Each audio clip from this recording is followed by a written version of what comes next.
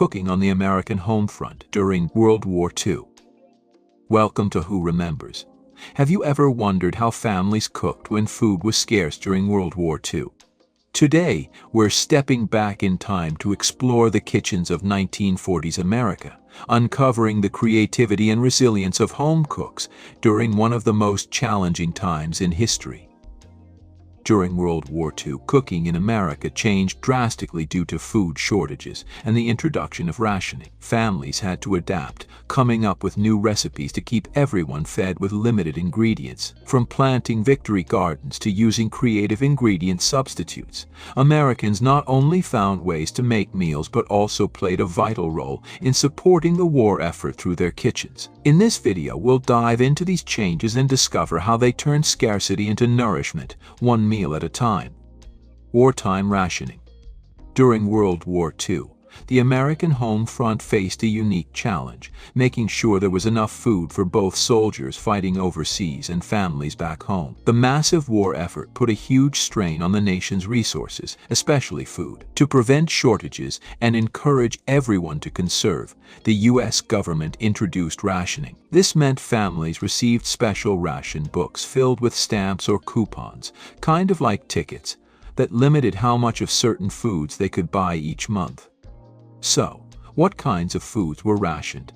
Well, think of the things you probably use most in your kitchen: sugar, butter, meat, and canned goods. These were all considered essential, but the government needed to make sure everyone got their fair share. Families had to present these stamps along with their money when they went shopping. Without them, they couldn't buy certain products, even if they had the cash. This system completely changed the way people cooked. Family favorites that used a lot of rationed ingredients became harder to make. Meal planning wasn't about what people wanted to eat, but what they could actually find at the store. This need to make do sparked a wave of creativity in the kitchen, with people finding clever ways to stretch ingredients and use substitutes. Imagine baking a cake without butter or sugar. Instead of butter, many families turned to lard or margarine, which weren't rationed. Honey or corn syrup replaced the sweetness of sugar. Meat, a precious commodity, was often bulked up with fillers like breadcrumbs, oats, or vegetables to make it last longer. Some dishes we consider classics today, like meatloaf and casseroles, became popular precisely because they allowed families to feed more mouths with fewer rationed ingredients. Wartime rationing was undoubtedly a challenge, but it also brought out a remarkable spirit of resourcefulness and community on the American home front. People learned to adapt, share, and make the most of what they had, contributing in their own way to the war effort. American ingenuity in the wartime kitchen. Imagine running out of eggs, milk, or sugar, staples in most kitchens. Well, wartime cooks found clever solutions. Powdered eggs and evaporated milk stepped in for their fresh counterparts. Powdered eggs were a lifesaver because they lasted a long time and were easy to mix with water when needed. Evaporated milk, which is basically milk with some of the water removed, became the go-to for recipes requiring fresh milk. Sugar was one of the most rationed items, but cooks found sweetness elsewhere. Molasses, honey, and corn syrup were more readily available and added unique flavors to cakes, cookies, and pies, proving that necessity truly is the mother of invention. Stretching resources. Another wartime cooking strategy was all about making the most of what you had. It was about stretching recipes, using fillers and substitutes to make meals go further and feed more mouths. Meatloaf became a wartime hero. A small amount of meat could be extended by mixing it with things like breadcrumbs, oats, or even finely chopped vegetables. This made the dish more filling and helped families make their precious meat rations last longer. Casseroles also rose in popularity. They were a fantastic way to combine different ingredients, often leftovers, into a single, satisfying meal that could feed a large family. Casseroles were a true symbol of wartime creativity and thriftiness. Preserving for the future. With uncertainty about the future, preserving food became crucial. Canning, drying, and pickling were essential techniques for ensuring a steady food supply throughout the year, especially when fresh produce was out of season. Canning fruits, vegetables, and even meats became a common practice. families would often plant victory gardens and can the extra produce to enjoy during the winter months. Drying foods like fruits, beans, and herbs was another way to make them last longer without needing a refrigerator. Pickling was also popular because it allowed families to preserve vegetables in a time when refrigerators were less common. Pickled veggies could be enjoyed as side dishes or added to other recipes for extra flavor. The challenges of World War II forced American cooks to embrace resourcefulness and creativity in the kitchen. These adaptations not only helped families through difficult times, but also left a lasting legacy on American cooking, shaping the way we approach meal planning and resource management to this day. Do you have any family stories about cooking during World War II? We'd love to hear them in the comments. Cooking with constraints. The landscape of American kitchens underwent a dramatic shift in May of 1942 as the first ration cards were distributed nationwide, initially targeting sugar. This marked the beginning of a new era of resourcefulness and adaptation on the home front. As the war progressed, coffee joined the list of rationed items later that year, prompting resourceful Americans to devise Roosevelt coffee, a weaker brew made from diligently reused coffee grounds. The rationing system expanded further to encompass meat, dairy products, cooking oils, and a wide array of canned and processed goods, posing significant challenges to daily meal preparation. In response, publishers stepped up to provide guidance and inspiration, releasing cookbooks filled with recipes designed to make the most of limited ingredients. Among these culinary guides, Betty Crocker's Your Share, How to Prepare Appetizing, Healthful Meals with Foods Available Today emerged as a true icon, offering practical solutions and flavorful recipes that helped families navigate the complexities of wartime rationing with grace and resilience. A Culinary Compass for Wartime Kitchens, published in 1943, opened with sage advice on stretching precious meat resources, and a crucial reminder to watch your P's and Q's, points and quantities. This introduced the novel concept of ration points, a system where specific food items required a designated number of points for purchase, adding a layer of complexity to grocery shopping beyond simply paying with money. Conserving these points became a paramount concern for families striving to make their rations last.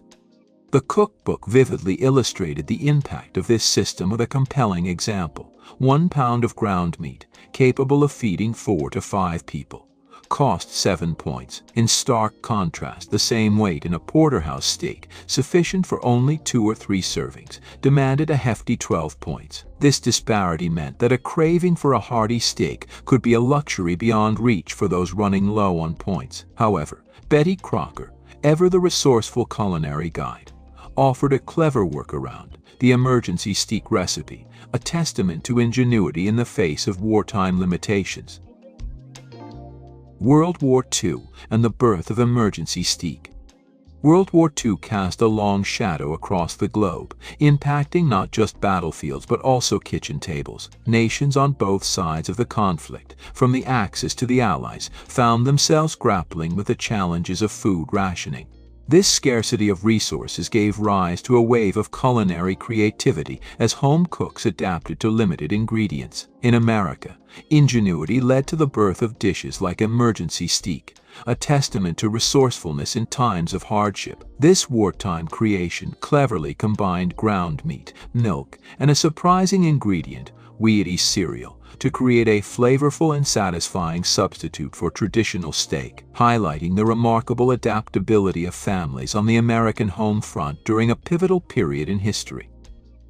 The emergency steak recipe, a culinary innovation born from wartime necessity, provided a surprisingly simple yet inventive solution for steak cravings when ration points were scarce. Betty Crocker's ingenious creation called for just a handful of readily available ingredients: 1 pound of ground beef or hamburger, half a cup of milk, a cup of WWII cereal, a teaspoon of salt, half a teaspoon of pepper, and a tablespoon of chopped onion.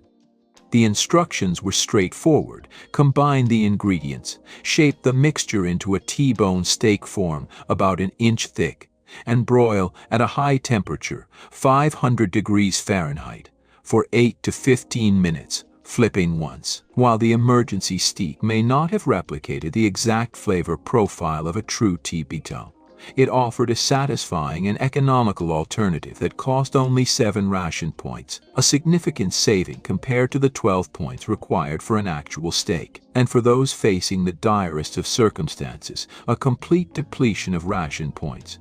Betty Crocker's cookbook also offered guidance on crafting point-free meals, showcasing the resourcefulness and adaptability of American kitchens during this challenging period. Recipes from the war era. These classic World War II-era dishes highlight how Americans adapted to shortages and still managed to create delicious meals with limited ingredients. Mock apple pie. Perhaps the most iconic example of wartime kitchen creativity is mock apple pie. Can you believe it doesn't actually contain any apples? Instead, cooks used a clever combination of Ritz crackers, sugar, and spices to create a filling that, when baked, remarkably resembled the flavor and texture of apples. Imagine a time when apples were scarce, but the craving for apple pie remained. Home cooks came up with an ingenious solution: mock apple pie. This incredible dessert used readily available Ritz crackers and a blend of sugar, cinnamon, and lemon juice to capture that classic apple pie taste. Victory cake. Cakes were a special treat during the war, but families found ways to enjoy them even with limited ingredients. Victory cake became a symbol of resilience, requiring very little sugar and eggs. Corn syrup or honey provided sweetness, and the recipe used fewer eggs than traditional cakes, resulting in a simple yet satisfying dessert. Sugar and eggs were precious commodities during the war, but that didn't stop people from celebrating with a sweet treat. Victory cake emerged as a symbol of hope, made with ingredients that were easier to find or substitute. This wartime cake proved that even with minimal sugar and eggs, you could still create a delicious and joyful dessert. Wartime meatloaf. Meat was a highly rationed item, so making it stretch was a top priority. Wartime meatloaf became a household favorite because it cleverly combined oats, breadcrumbs, and vegetables with a smaller portion of meat to create a hearty and flavorful dish. This ingenious recipe allowed families to enjoy a satisfying meal while conserving their valuable meat rations. Meatloaf, a comfort food classic, took on a new form during the war. With meat in short supply, cooks found ways to stretch it further by incorporating oats, breadcrumbs, and vegetables. This clever adaptation not only made the meatloaf more filling, but also exemplified the spirit of making the most of limited resources. What's the most surprising wartime cooking adaptation you learned about today? Share your thoughts in the comments below. The need for rationing.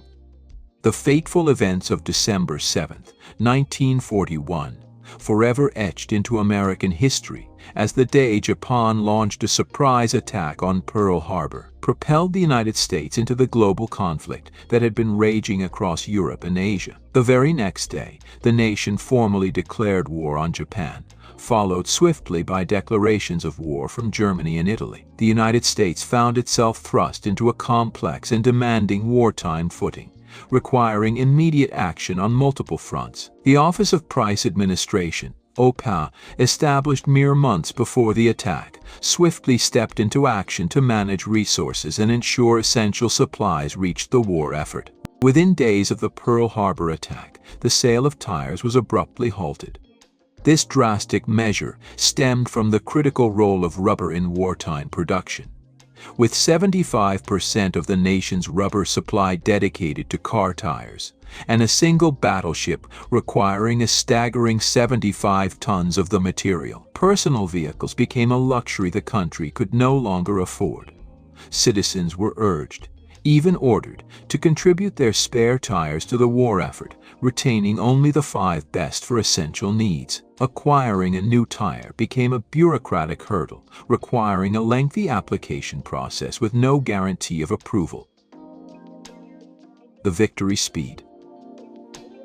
The need to conserve vital resources like rubber led to the implementation of the Victory Speed or War Speed, a national speed limit of 35 miles per hour designed to minimize wear and tear on tires.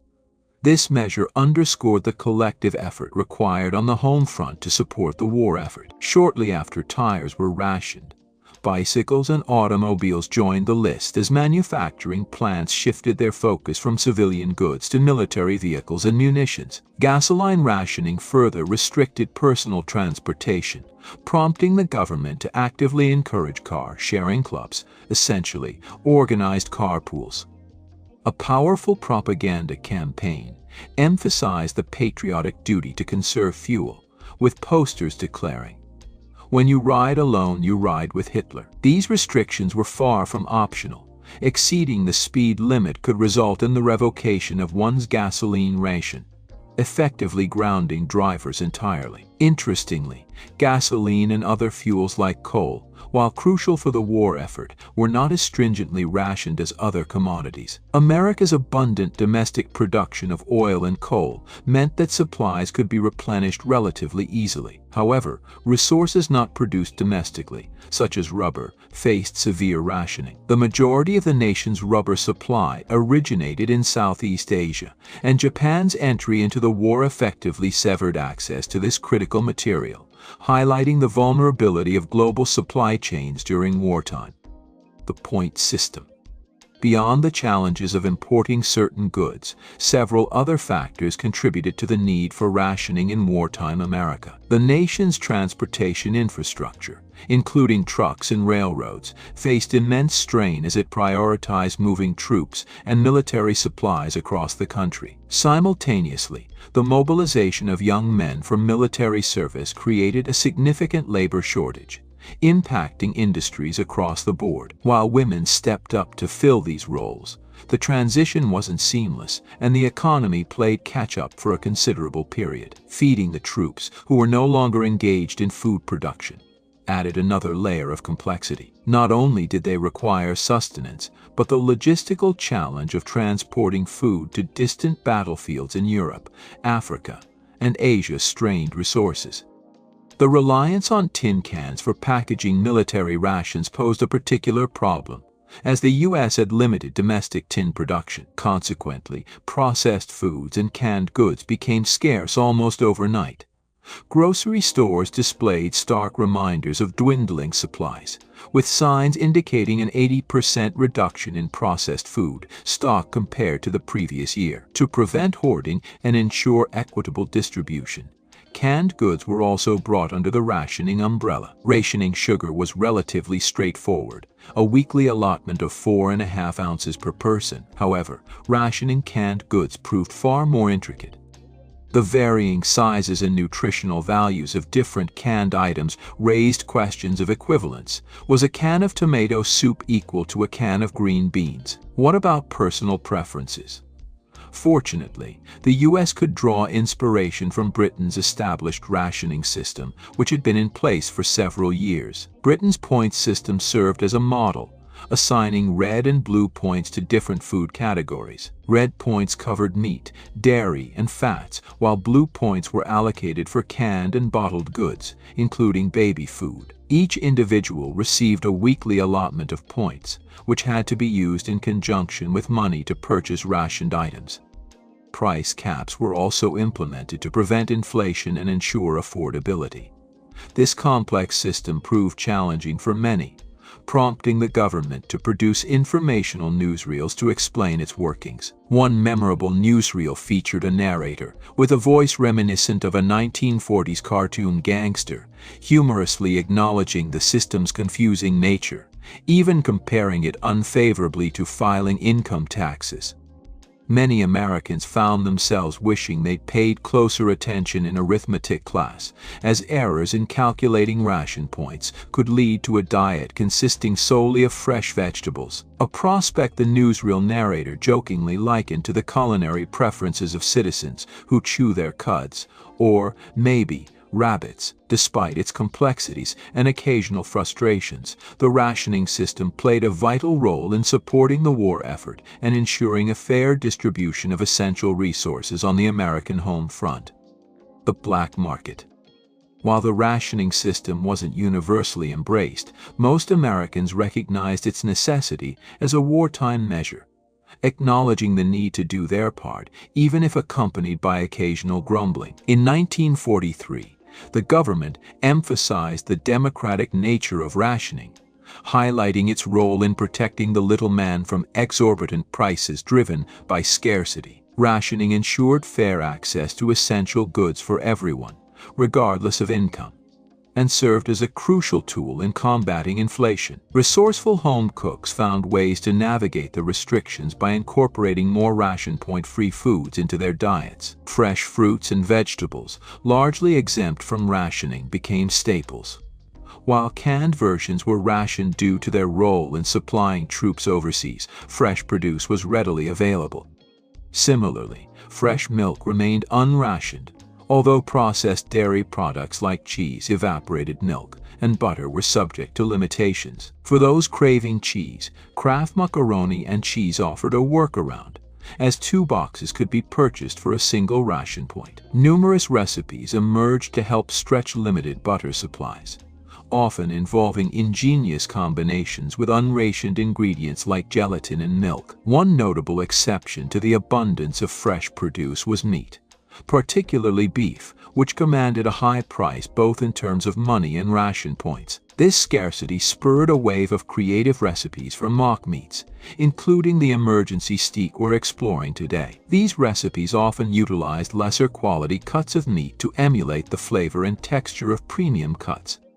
Other recipes sought to replace meat entirely, focusing on providing similar nutritional value. Baked peanuts, a meat alternative, for instance, combined peanuts, tomatoes, and molasses to create a dish that had aimed to replicate the nutritional benefits of a sirloin steak, rather than mimicking its taste or texture. These culinary adaptations demonstrated the ingenuity and adaptability of American kitchens during wartime, highlighting the ability to maintain a healthy and satisfying diet, even within the constraints of rationing. However, the rationing system also had its detractors and faced challenges, including the emergence of a black market, where rationed goods could be obtained illegally.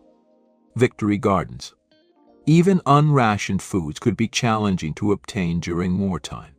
Eggs, for instance, remained a scarce commodity throughout the war, prompting resourceful cooks to develop eggless cake recipes. Faced with these challenges, Americans embraced the spirit of self-sufficiency by raising and growing their own food. Backyard chickens and rabbits became common sights, even in urban areas, while those with more space ventured into raising goats, pigs, or even cattle. The Victory Garden movement took root, inspired by similar efforts in Britain during World War I, and further fueled by the need to supplement limited food supplies.